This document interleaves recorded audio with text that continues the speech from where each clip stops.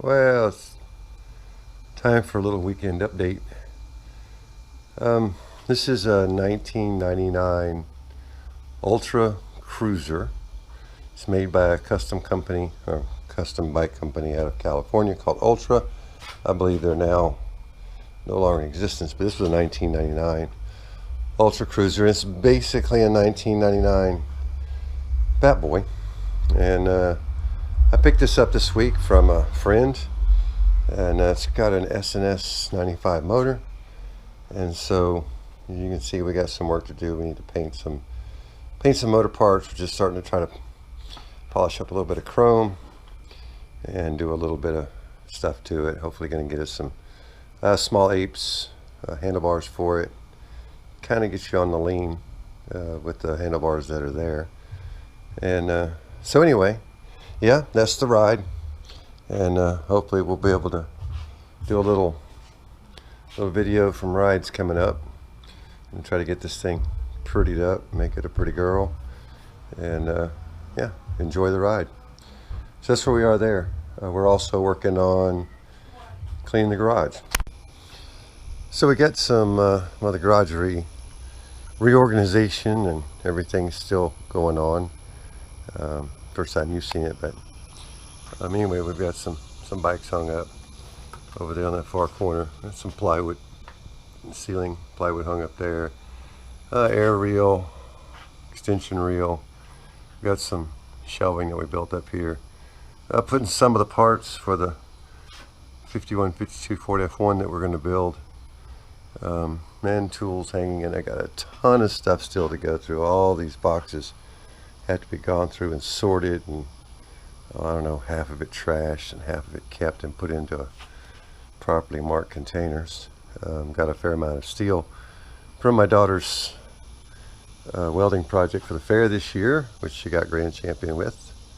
Yay for her. Yeah, we still got to deal with that steel. Little refrigerator here is going to leave this week, and box of stuff here has got to go. Here's my for those of you who've seen the video, it's old news. This is the engine. It's the engine for the 5152 Ford F1, which we built 2 years ago, a year and a half ago, and it's still waiting. Right now the plan is the F1 comes in here in the next month and we start the frame and suspension work. Actually, here's the rear suspension for it. It's out of a 1997 Ford Thunderbird. If you could see through the grown-up grass and weeds, you'd know that's independent rear suspension, 308 rear gear, and so that's going to go in there.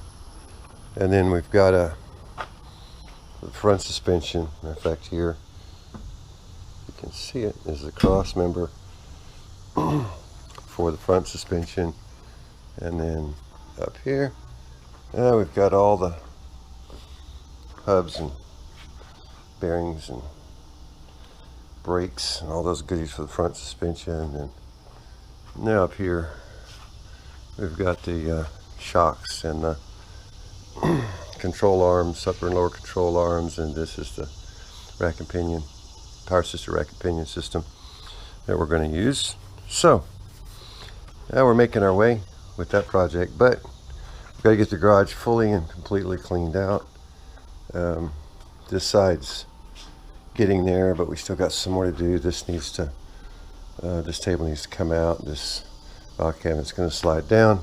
Table saw, which is over there, is going to go against that wall, and then this junk in the middle had to be sorted and disposed and stored and whatever.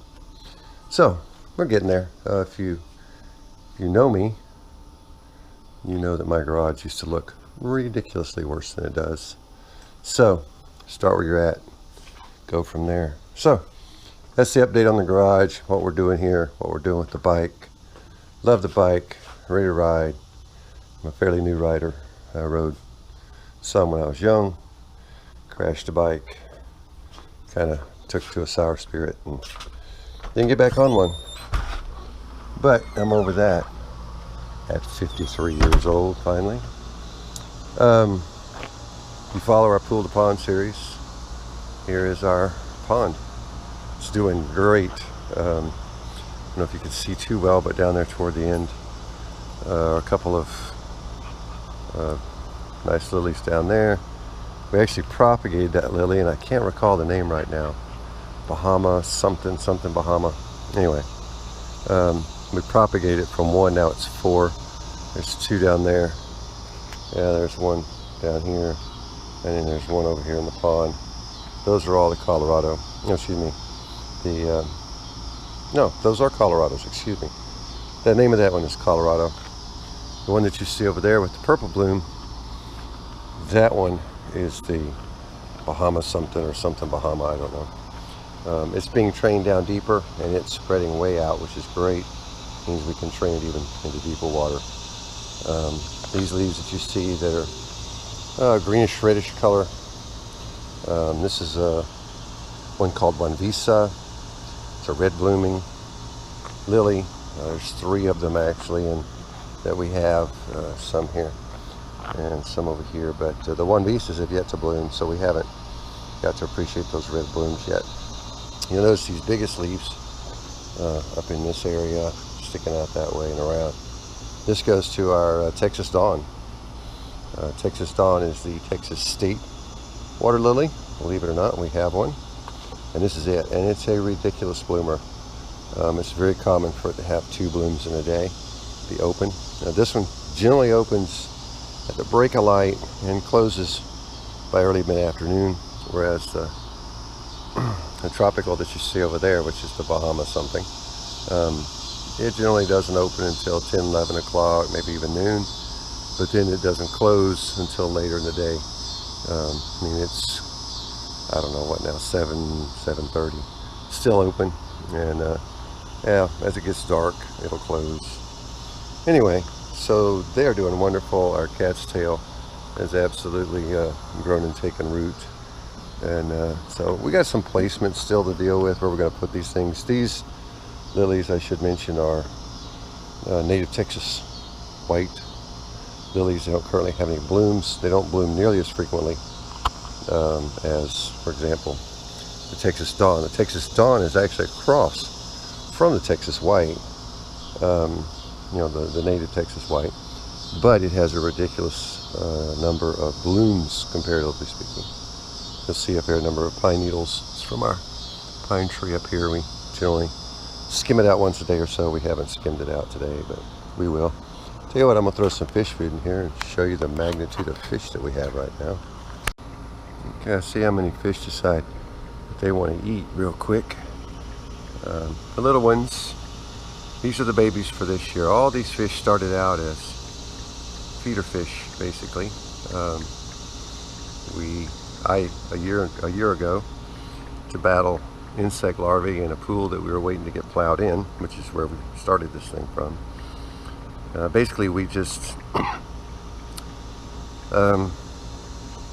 threw some feeder fish in here to manage mosquito larvae, and well, we've got some pretty nice little fish in here now. The intent was not to start a pond when we first put those feeder fish in here, but seems to have been the case pretty quickly, hopefully. And you might be able to see them. They're coming up now. Here's some of the school of larger goldfish down there. Again, these all started out as these young feeder fish.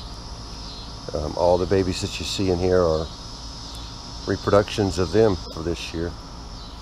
And we've had a number of them that are now swimming with the school that were born this year. And I think about the latest count simultaneously is about 18 of the more significant, the larger fish. A lot of people ask why we haven't put koi. We're just not there yet. Koi are, I won't say aggressive, but really good at eating plant life. And we just don't have that much. We're getting plant life, we're establishing it, but we just don't want to push it too far. One of the things about feeding is it does tend to cluster the young ones, and sometimes the big ones just decide that's a great opportunity to eat young ones. But yeah, they also eat the food too, so yeah, they've reproduced themselves quite well this year. So we've got a ton of fish, and hopefully by winter, over time, we'll have, you know, again, this nice sustainable school of 18 to 20 of the larger fish. We have some, you might be able to see one there that's black and gold. We have a few that are black and gold, a few that are white and gold, and then we have a whole bunch of them that are just gold. So, won't bother you with the pool and the pond anymore. Pond's doing good, and we'll be making some more pond videos as we go. Probably going to be propagating some of these lilies in the coming days before the fall sets in and they begin to recede, and then be ready for next spring's season after that. Yeah, so one other thing, I guess a couple of things. One, I'm going to try to get the old truck going. This is basically a parts truck, or pieces of a parts truck that we have to back up the parts that we have on our truck, which is back in that little yellow portable garage back there. Be dragging it out hopefully pretty soon, getting it in the garage once the garage is clean. Also, a little project I'd like to try to execute fairly soon is a drive-on motorcycle trailer. Basically, there'll be a runner down the middle. It's a tilt bed, so we'll tilt it down. There'll be a runner down the center with a sliding front wheel lock.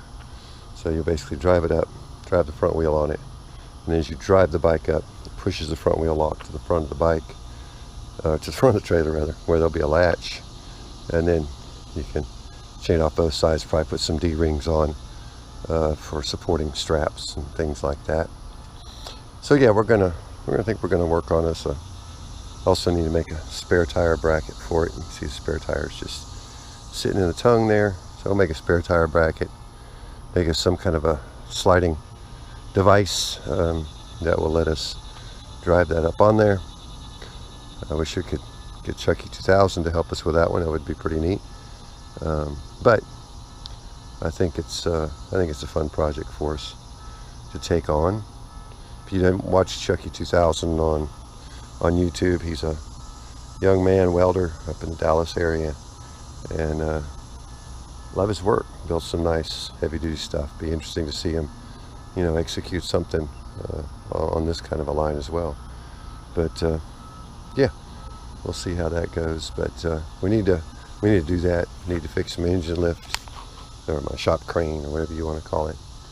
And then also this lumber here is to make a roll-around cab rack, cab stand, whatever you want to call it. So when we take the cab off the frame, we got a place to put it. And yeah, plenty going on coming days. I'll get back with you, man. Take care. Bye.